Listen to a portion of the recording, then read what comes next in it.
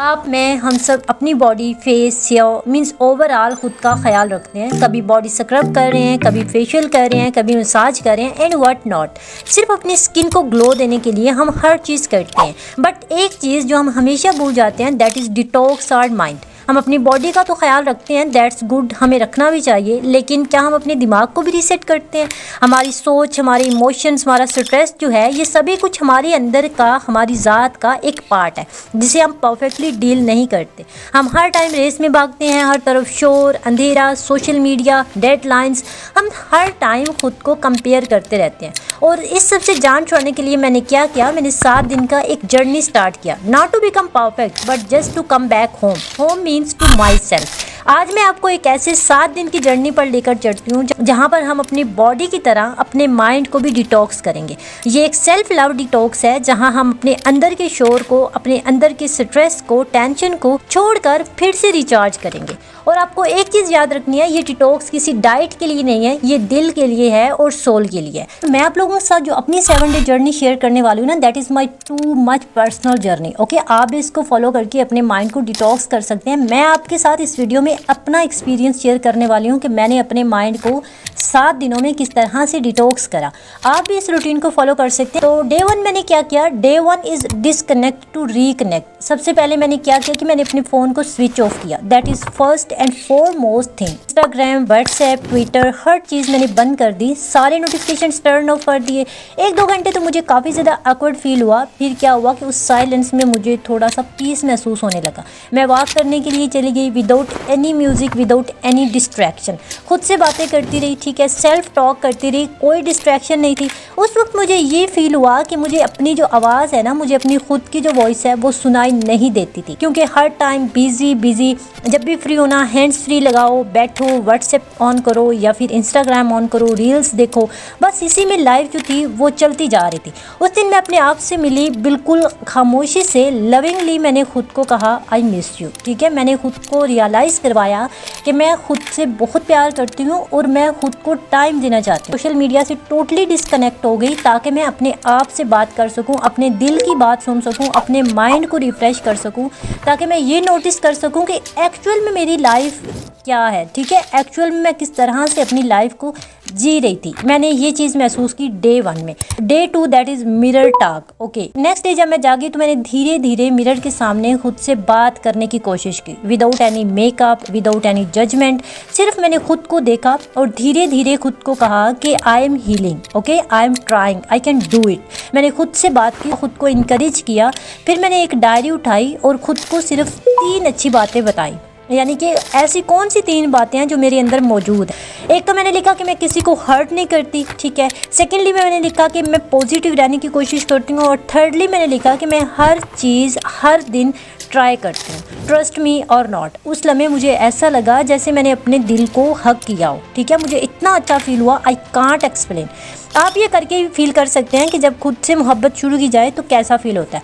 और मैंने लिटरली ये 3 बातें लिखी, क्योंकि ये 3 बातें जो थी ये मेरे अंदर मौजूद थी, लेकिन मैंने कभी इनको फील नहीं किया था। मुझे पता नहीं था कि मैं अंदर से ऐसी हूँ, ठीक है, क्योंकि मैंने कभी सेल्फ रियलाइजेशन की नहीं थी। Day 3 nourish like a goddess. खुद को बिल्कुल मोहब्बत से, प्यार से नरिश करने का डिसीजन की। ये डिसाइड करा कि जस्ट वो फूड खाऊंगी, वो वाली चीज़ें जस्ट खाऊंगी जो मेरी बॉडी, मेरे माइंड को लवेबल हो। पहले पता क्या होता था कि मैं इमोशनल खाना खाती थी। इमोशनल का मतलब होता है कि मैं जब भी मेरा मूड होता था मैं कहती थी चलो पिज़्ज़ा खा लेती हूँ, आइसक्रीम खा लेती हूँ, खाना बाद में खा लूँगी, मतलब चाय पी ली, इस तरह करके ऊट पटांग जो है वो खाना खा लिया। Emotional okay. No junk food, no cold drinks, only fresh fruits, herbal tea, lemon water etcetera. उस दिन मैंने एक मज़े की बात यह कि उस दिन मैंने घर में खाना बनाया, और जिसको मैं अक्सर कंफर्ट फूड भी कहती हूँ। मैंने खुद के लिए खाना बनाया, खुद की प्लेट बनाई, बिना मोबाइल के सॉफ्टली म्यूज़िक ऑन किया और सुकून होकर खाना खाया। और लिटरली मुझे अंदर से फील हुआ कि वाकई मैं ऐसा मुझे करना चाहिए, कंटिन्यूसली मुझे खुद से प्यार करना चाहिए, खुद का ख्याल रखना चाहिए। But that was a bombastic day in my life. मैंने ये डिसाइड किया कि मैं आइंदा खुद का बहुत ज़्यादा ख्याल रखूँगी और जस्ट वही खाना खाऊँगी जो मेरे लिए बेनिफिशियल होगा, मेरे माइंड के लिए, मेरी बॉडी के लिए। Day 4 move with love. Listen, हमें ना हमारी बॉडी लैंग्वेज को सबसे पहले समझना है, ठीक है। पहले मैं क्या क्या करती थी कि एक्सरसाइज में सिर्फ मेरा पर्पज़ ये होता था कि मुझे वेट लॉस करना है या वेट गेन करना है, इसी के पीछे भागती रहती थी कि मेरी लुक्स ऐसी हो जाए, मैं वैसी दिखने लगूँ, बस वही सोशल मीडिया कंपैरिजन। उस दिन मैंने मैट बिछाया और योगा किया, ठीक है। फिर कुछ टाइम के लिए मैं वॉक करती रही, थोड़ा बहुत डांस करा, यानी अपने आप को मैंने जज नहीं किया कि मैं कैसा डांस कर रही हूँ, मेरे मूवमेंट्स कैसे हैं। I just let myself move, no mirror no judgement. But आपको ये बात याद रखनी है कि हमारी बॉडी में हमारे शोल्डर, चेस्ट, बैक, इन सभी जगहों पे ना पेन होल्ड होता है, ठीक है। हमारी बॉडी ने पेन को होल्ड किया होता है। जब हम अपनी बॉडी को मूवमेंट देते हैं ना तो वो पेन रिलीज़ हो जाता है। तो आपको भी जो है वो ऐसे ही करना है, डेली बेसिस पे अपनी बॉडी को मूव करें, एक्सरसाइज करें, योगा करें, वॉक करें, रनिंग करें, कुछ ना कुछ एक्सरसाइज आप लाजमी करो, 10 मिनट 20 मिनट, ठीक है। तो इससे ये होगा कि आप रिफ़्रेश फील करोगे, आपका माइंड बहुत ज़्यादा रिफ़्रेश होगा, आपको नए नए थॉट्स आएंगे, आपके आइडियाज़ जनरेट होंगे, आपके अंदर एनर्जी लेवल जो है वो बूस्ट होता जाएगा। Day 5, romanticise the ordinary moments. I know life जो है वो काफ़ी ज़्यादा बोरिंग लगती है, लेकिन ऐसा पता क्यों होता है? क्योंकि हम हर टाइम बैठे रहते हैं कि यार कब बड़ा मोमेंट आएगा तो हम उसको सेलिब्रेट करेंगे, जैसे प्रमोशन होगी तो मैं बहुत ज़्यादा इंजॉय करूँगा, मैं पार्टी दूंगा, मैं ये करूँगा, या फिर बर्थडे पे या फिर वकेशंस पे। लेकिन किसी ने सही बोला था कि if you wait for the big moment you will miss the life. So इस दिन मैंने डिसाइड करा कि मैं हर रोज़ अपनी लाइफ में खूबसूरत चीज़ों को देखूंगी और खूबसूरती को फील करूँगी। उस दिन मैंने एक खूबसूरत ग्लास निकाला, उसमें पानी पिया, ठीक है, खुद को एक प्रिंसेस प्रोटोकॉल दिया। उसके अलावा मैंने ब्रेकफास्ट भी बहुत अच्छे से किया, जैसे किसी गेस्ट को सर्व करता, और फिर मैंने वो मोमेंट अपनी डायरी में लिख दिया, ठीक है, कि मैंने आज लाइफ को टोटली पास करके उसको फील किया है कि मैं मेरी लाइफ है कैसी, मैं लाइफ को किस तरह से फील कर सकती हूँ। आपको भी क्या करना है कि आप छोटे छोटे मोमेंट्स को एंजॉय करो, छोटे छोटे लम्हात को रोमांटिसाइज करो। अदरवाइज अगर आप बैठे रहोगे ना कि कुछ बड़ा होगा इवेंट तो ही हम इंजॉय करेंगे, तो आप टोटली जो है एंजॉयमेंट को मिस कर दोगे। Day 6 is emotional spring cleaning. कभी आपने ये सोचा है कि आपका घर जो है, आपका रूम पूरा सामान से भर जाए, ठीक है, आपको उसको डीक्लटर भी ना करो और फिर वहीं पे रहो, वहीं पे सोना हो, वहीं पे खाना हो, तो आपको फिर कैसा फील होगा? जाहिर सी बात है आप सांस भी नहीं ले पाओगे वहाँ पे। लेकिन ये सोचो कि हमारे दिल का क्या होगा। हमारे दिल के अंदर जब बहुत ज़्यादा अननेसेसरी थॉट्स होंगे, बहुत ज़्यादा उलझने होंगी, तो आप किस तरह से रिलैक्स फील करोगे, किस तरह से आप जो है वो अपने आप को सेटिस्फाइड फील करोगे। डे 6 मैंने अपने अंदर की सफाई की। सबसे पहले मैंने क्या किया, एक पेपर उठाया, उस पेपर के ऊपर मैंने वो सभी कुछ लिख डाला जो मुझे हर्ट करता था, वो सभी नाम लिखे जिन्होंने मुझे हर्ट किया, वो सारी बातें लिख दी जिन्होंने मुझे हर्ट किया था, जो मेरी हिम्मत जो है वो हारने में मेरी मदद करती थी, तो जिनको लेके मैं सोचती रहती थी कि यार उसने ऐसा क्यों बोला, या यार मैं उसको ऐसी लगती हूँ, मुझे ऐसा लगता है, ये वो, मैंने सारी चीज़ें, सारी नेगेटिव चीज़ें। उसके अलावा मैंने अपने सारे पुराने कपड़े और वो डायरी मेरी जो कंप्लेंट्स थी वो लिखी थी, उसको हर चीज़ को उठाया और उसको मैंने फेंक दी। बहुत ज़्यादा प्राउड फील हुआ कि जो है मैं, चलो मैं बेहतरीन तो नहीं हूँ, मैं परफेक्ट तो नहीं हूँ, बट मैं परफेक्ट बनने की, ब्रेव बनने की ट्राई तो कर रही हूँ, ठीक है। Then we have day 7, rewrite your story. Last day of the week was very much important. मैंने क्या किया कि मैंने एक नई डायरी बाई की, ठीक है, और उसके ऊपर नई लाइफ की शुरुआत की।